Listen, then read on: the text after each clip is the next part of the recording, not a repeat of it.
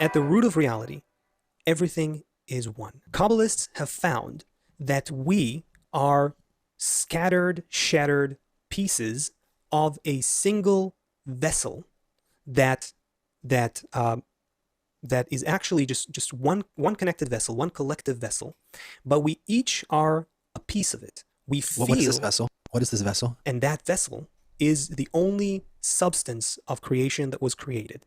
What's in that vessel? It's made of desire. It's made What's of in it? It's What made fills of it? What fills it ultimately is the very force that created it, which is a force opposite to it, a force of ultimate, unconditional, complete abundance and bestowal. That So is before the all these governing force pieces, of reality, the enlivening force, the creative force of reality that is behind all of nature. It created a vessel that it can fulfill. That's what stands at the basis of this reality. This vessel has to be shattered in order to reconnect in a conscious way. you're talking about this vessel that once held the oneness, Yes. and then somehow that's related to us somehow. We're talking and about a connection that is on the level of our desires and intentions. Dwell on this for just a minute. What does it mean that I am connected to the collective desire of mankind? That is a completely different perception that emerges, a completely different reality that emerges. We are not talking about hugging people. That's a nice gesture. Why not? I mean, you can smile at people and hug people, but that's not the connection we're talking about. We're also not talking about some agreements, treaties, political ties. That's not connection. That's just me with my interests and you with your interests. We're coming to some sort of an agreement about how we can take advantage of each other while we still, I'm good if you take my money and I'll take your oil or whatever, That's not connection.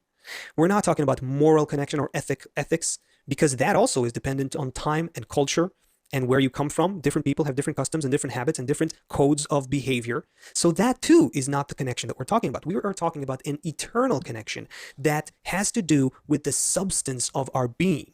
And the substance of our being is desire.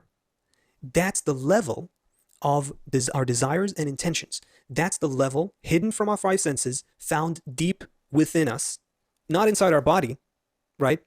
Of course, but it's deep within our essence, within our being. We have to find that layer of reality and make a connection between us on that level. Seth, this is where it gets a little complicated, because people might misconstrue what we're saying as, okay, so these Kabbalists, what they're about is just, find your soul or something deep inner that I don't understand, and that will fix all the problems in the world, right? And that too is inaccurate, because reality is one reality, and we have to come into balance with reality on all levels. So yes, this world, including how we use our technology and economics and how we use the resources of the planet, all of those things, they will too have to be redesigned.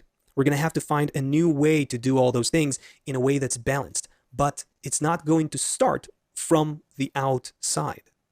From technology, therefore, will never be the savior. The inner technology is what we're missing. And then we will also know how to use correctly our outer technology. all of these problems, we have to see how they are orchestrated for us. Yes, the problems don't happen for us to correct them. They happen to correct us. And then if we adapt according to what nature's pressures on us, then we also learn how to respond to nature on all levels. Birds fly because now scientists discover they have an inner GPS connected to the magnetic field of planet Earth that we don't see or feel and very, very loosely understand. This is something that is still very much a mystery to Earth scientists. I don't actually have that magnetic GPS at all. Right. So here's the thing. Just like the pigeons or whatever, feel the GPS and it tells them where to go at what time of the year, what food they should eat, what food they shouldn't eat, what is their role in the natural system. We too, as we begin to develop this level of connection to each other and to the natural program, we will attain the mind of nature, unlike the animals who are just instinctively following it in a programmed fashion. We will do it consciously, and that's the whole that's where we're going. That's what's unique about the 21st century. This is the great transition.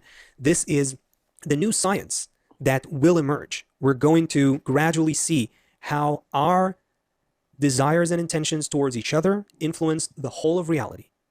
including the viruses around us and the climate destabilization and everything else.